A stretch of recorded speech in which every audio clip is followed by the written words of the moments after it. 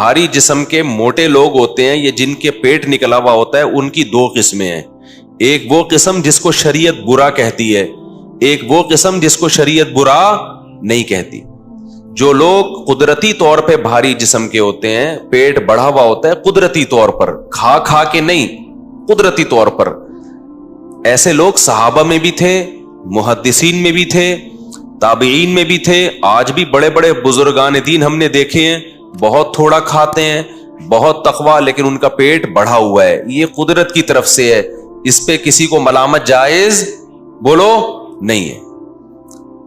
جیسے انسان ہے، کسی کی نظر تیز ہوتی ہے، کسی کی کمزور ہوتی ہے، کسی کی فٹنس بڑی اچھی ہوتی ہے، کسی کی کم ہوتی ہے. تو حدیث میں آتا ہے اللہ تعالیٰ تمہاری شکل کو، تمہارے جسم کو نہیں دیکھتے کہ موٹے ہو، پتلے ہو، دبلے ہو، کالے ہو، گورے ہو، یہ نہیں دے. ہم لوگ تو فٹنس دیکھتے ہیں سامنے والے کی، اللہ نہیں دیکھتے. اللہ کیا دیکھتے ہیں؟ اعمال اور تمہارا دل، دل میں کیا ہے اور ظاہری عمل کیسا ہے، اللہ اس کو دیکھتے ہیں. تو اس لیے میں جب یہ بات کرتا ہوں تو ایسا نہ ہو کوئی بھاری جسم کا ہو آپ کے دل میں اس کی برائی آ جائے. آج بھی میں ایسے علماء کو جانتا ہوں، بہت پرہیزگار ہیں، بڑے اللہ والے ہیں، بہت تھوڑا کھاتے ہیں، لیکن ان کا پیٹ بھی نکلا ہوا ہے، ان کی باڈی بھی بھری ہوئی ہے قدرت کی طرف سے. یہ انگریزوں میں بھی ہوتے ہیں، ڈاکٹروں میں بھی ہوتے ہیں. ایک حکیم صاحب آئے 75-80 سال کے، 80 سال ان کی عمر ہوگی، چند سال پرانی بات ہے، اور کہنے لگے میں ایک شادی کرنا چاہتا ہوں، کوئی رشتہ ہو تو بتا دیں. میں نے کہا بھائی میں رشتے وشتے نہیں کراتا، قبلہ حکیم صاحب. اچھا، ان کا پیٹ بھی نکلا ہوا، جسم بھی گول، لیکن ایج بہت اور فٹ فاٹ، چل پھر رہے ہیں اور زبردست بات چیت، لگتا تھا کہ جوان ہیں، اندر سے زرخیز ہیں. تو ایسے ہوتے ہیں، لیکن فٹنس کیا ہے؟ آڑی ترچھی ہے، وہ قدرت کی طرف سے ہے. ایسا نہیں کہ وہ خوراکیں پھوڑ رہے ہوں، بس قدرت کی طرف سے. اچھا، بعض لوگ خوراکیں پھوڑ کے بھی فٹ رہتے ہیں، یہ بھی قدرت کی طرف سے ہے. اوٹ پٹانگ کھا رہے ہوتے ہیں، فٹ فاٹ رہیں گے. لیکن ایک موٹا وہ ہوتا ہے کہ جس پر وعیدیں ہیں، جس پر کیا ہیں بولو، وعیدیں، بڑی شدید وعیدیں. نبی صلی اللہ علیہ وسلم نے ایک یہودی موٹے کو دیکھا جو ان کا عالم تھا. آپ نے فرمایا کیا تو نے تورات میں پڑھا نہیں ہے کہ اللہ کو موٹے پیٹ والے سے نفرت ہے؟ عالم بھی تھا اور ماشاءاللہ، سمجھ رہے ہیں بات کو، توند نکلی ہوئی تھی. وہ کھا کھا کے ہوا تھا، اور حرام کھا کھا کے. کیونکہ یہود کے بعض علماء یہ کرتے تھے، لوگوں سے ہدیے نذرانے لینے کے چکر میں ان کو شریعت تحریف کر کے بتاتے تھے. وہ باتیں بتاتے تھے جو لوگوں کے مطلب کی ہوں، جس پہ پبلک خوش ہو جائے. ان کثیر من الاحبار والرہبان لیأکلون اموال الناس بالباطل. اے ایمان والو، یہودیوں میں، عیسائیوں میں بہت سے علماء ایسے ہیں، سارے اس وقت بھی خراب نہیں ہوئے تھے، بہت سے علماء ایسے ہیں جو ناحق طریقے سے لوگوں کا مال کھاتے ہیں، رشوتیں لیتے ہیں ان سے، غلط غلط مسئلے بتا کے پبلک کو خوش کرنے کے لیے. آج طلاقیں دے دو، آپ کو اپنی مرضی کا فتویٰ مل جائے، کچھ بھی کر لو، ہر جگہ آپ کو اپنی مرضی کا فتویٰ مل جائے گا. اور گورنمنٹ میں ہمیشہ ایسے کچھ لوگ سرکاری سطح پہ ہوتے ہیں جس سے گورنمنٹ اپنی مرضی کا اسلام پاس کرواتی رہتی. There are two types of موٹاز. موٹوں کی کتنی قسمیں ہیں؟ ایک جو قدرتی طور پر ہوتے ہیں، تو اللہ کی طرف سے میں نے بتایا، ہمارے بعض اساتذہ ہیں، بعض بزرگان دین ہیں، بڑے نیک ہیں، قدرت. ایک وہ ہے جو یہودی کے بارے میں بتا رہا تھا کہ یہودی کی توند کیا تھی، وہ عالم کی نکلی ہوئی تھی. قرآن نے بھی کہا ان کثیرا من الاحبار والرہبان لیأکلون اموال الناس بالباطل. بہت سے یہود اور نصارہ کے عالم ایسے ہیں، سارے نہیں، بہت سے تھے جو لوگوں سے ناحق پیسہ کھاتے تھے. تو یہ پیسہ غلط فتویٰ دے کے، جیسے آج کچھ سرکاری قسم کے مولانا ہیں جو عدالتی خلا کو پروموٹ کر رہے ہیں، نہیں یہ اکارڈنگ تو اسلام یہ جائز ہے. بعض لوگوں کا مقصد عورتوں کو خوش کرنا ہے، بعض کا مقصد حکومت کو، کیونکہ بعض جب کہتے ہیں نا یہ خلا ولا نہیں ہے، بس عورت کو بھی پورا پورا حق ہے، تو پھر وہ خواتین بھی خوش ہوتی ہیں. حالانکہ یہ چیز خواتین کے خلاف جا رہی ہے. ابھی خوشی ہو رہی ہے، بعد میں پتا چلے گا ہوگا کیا آپ کے ساتھ. عالم کو چاہیے کہ وہ یہ نہ دیکھے کہ میرے اس اسٹیٹمنٹ سے, اس فتوے سے کون سا طبقہ خوش ہوگا, کون سا. اللہ معین اختر کو کی مغفرت کرے, مزاحیہ ایکٹر جو تھا, بعض باتیں بڑی خاندانی کر گیا. معین اختر سے کسی نے پروگرام میں پوچھا کہ آپ عورت کی آزادی کے قائل ہیں یا نہیں ہیں. معین اختر 2 نمبر آدمی ہوتا تو کہتا یقیناً عورت کو آزاد ہونا چاہیے, اور پھر زبردست کمنٹس آتے. اس نے کہا میں اتنا قائل ہوں جتنا اسلام نے اجازت دی ہے, اس سے زیادہ کا میں قائل نہیں ہوں. سمجھ میں آ رہی ہے بات کہ نہیں آ رہی؟ میں اتنا قائل ہوں جتنی اسلام نے اجازت دی. ایسا خاندانی جملہ, یہ یہاں بیٹھ کے کہنا آسان ہے, ٹی وی پہ بیٹھ کے کہنا بہت مشکل ہے. وہاں ماحول الگ ٹائپ کا ہے, وہاں حق بات کرنا بہت مشکل کام ہے. تو آج بھی یہی ہو رہا ہے کہ آپ کسی کو خوش کرنے کے لیے غلط. ہاں, اسلام نے مصلحتاً خاموشی کی اجازت دی ہے, ہر حق بات ہر جگہ کرنے کی نہیں ہوتی. بعض دفعہ اس کا غلط مطلب لیا جا سکتا ہے, تو یہ تو ٹھیک ہے کسی مصلحت سے وقتی طور پہ خاموش ہو جائیں, لیکن غلط بیانی کرنا کسی کو خوش کرنے کے لیے یہ کسی بھی صورت میں جائز نہیں ہے. بعض دفعہ ایک تبلیغ کا موقع نہیں ہوتا, آپ کو پتا ہے کہ ابھی بات صحیح ہے لیکن ابھی بے موقع ہو جائے گی, اس میں خاموشی.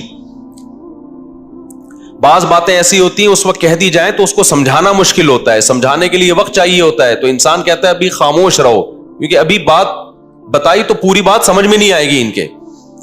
تو مصلحتاً خاموشی یہ بھی مصلحتاً جائز ہے جب مصلحت ہو بھی. بعض دفعہ مصلحت نہیں ہوتی, مداہنت ہوتی ہے. مداہنت الگ چیز ہے, مصلحت الگ چیز ہے. مصلحت کا مطلب واقعی اس میں فائدہ ہو خاموش رہنے میں. مداہنت کہتے ہیں فائدہ بولنے میں ہے لیکن آپ اپنی لالچ میں یا ڈر کی وجہ سے آپ نہیں بتا رہے, تو یہ مداہنت ہے, یہ ناجائز ہے, یہ حرام ہے.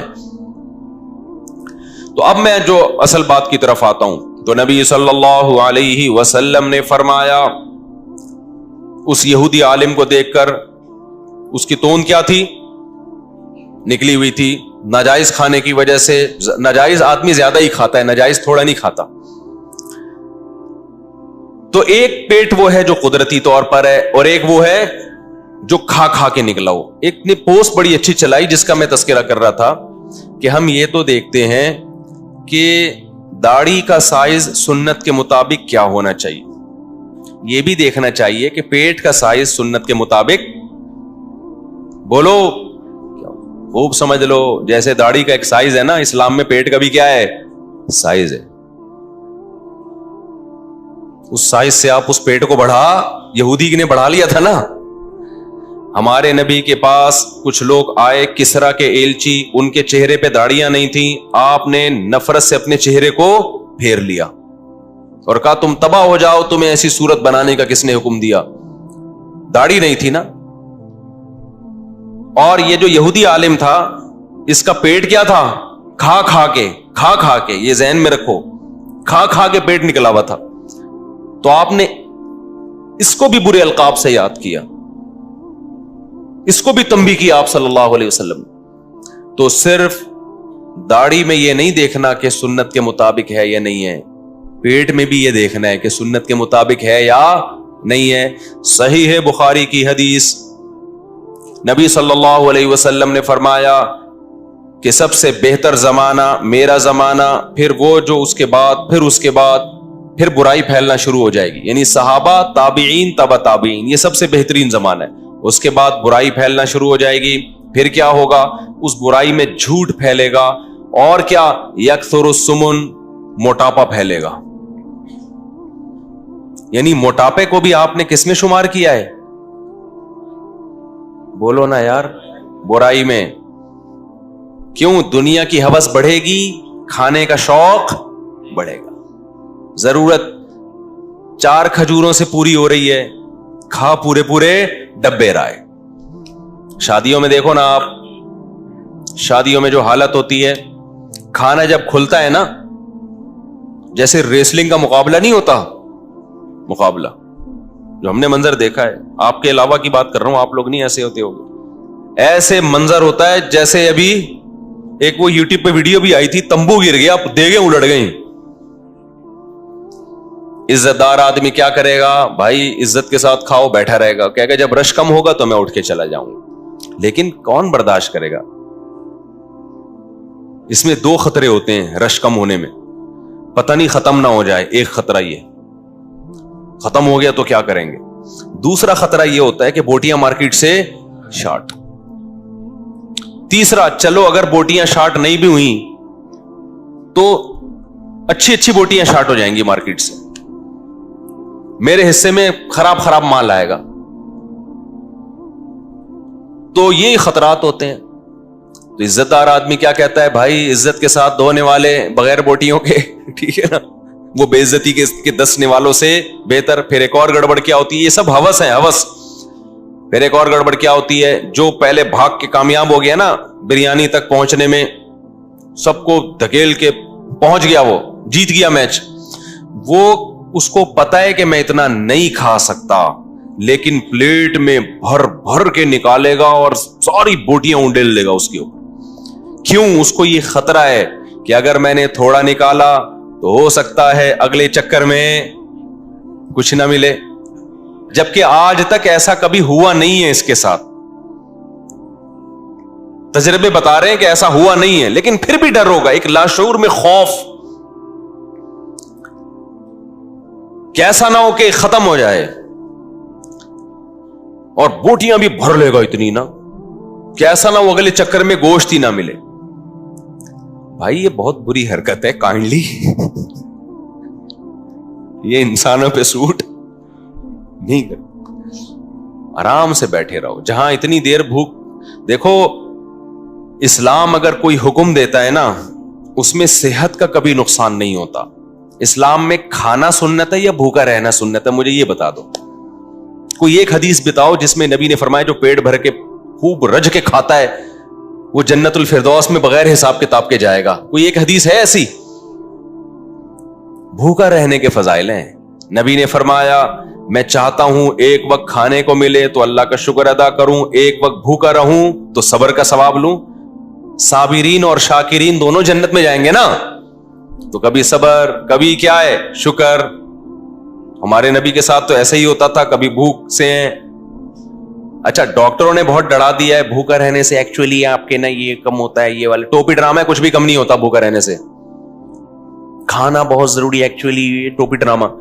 صحابہ ایسے حالات بھی آئے ہیں صحابہ پر کہ 24 گھنٹے میں ایک کھجور، جنگیں لڑی ہیں، روم اور فارس کی سلطنتوں کو الٹا دیا انہوں نے.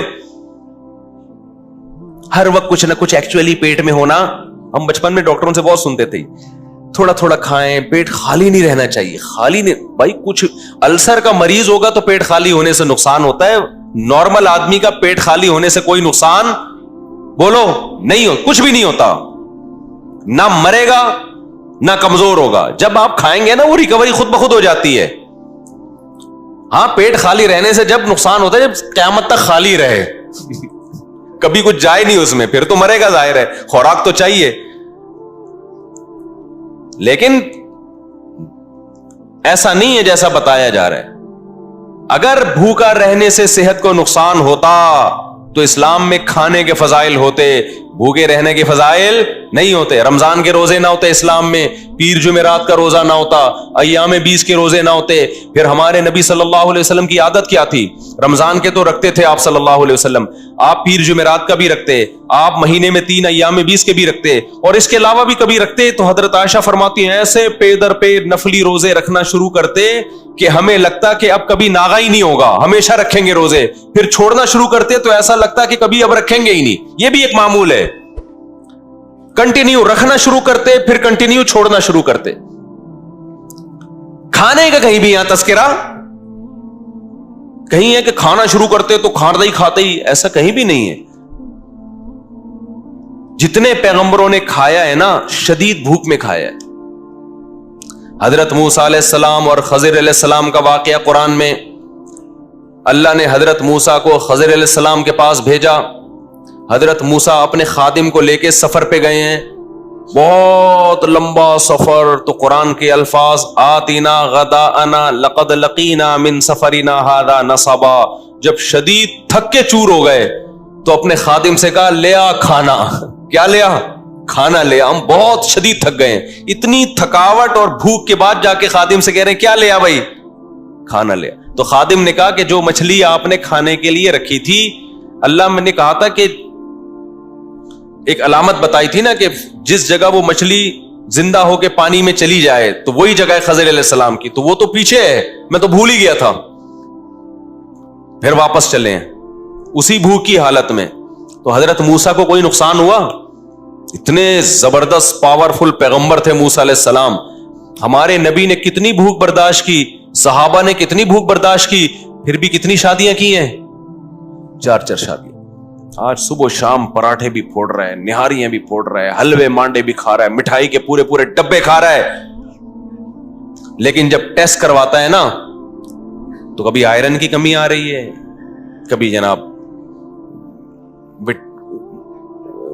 وہ اس کی سلفر, وہ اس کی کیا ہے یار, بہرحال بہت ساری چیزوں کی کمی آ رہی ہے. پورا صحیح پاکستان میں کوئی بھی بولو, کیلشیم کی کمی آ رہی ہے, مختلف قسم کے وائٹامنس کی کمی آ رہی ہے. ڈاکٹر پھر کھلوا رہے ہوتے ہیں کہ یہ کھائیں آپ, یہ کھائیں, وہ بھی کہہ رہے ہیں کھائیں, مزید کیا کریں. وہ ایک آدمی حکیم کے پاس گیا, حکیم سے کہنے لگا بدہضمی ہو رہی ہے, بہت کھا لیا. حکیم نے کہا یہ 2 گولی کھا لے ہاضمے کی. اس نے کہا اس کی جگہ ہوتی تو اور نہ کھا لیتا میں,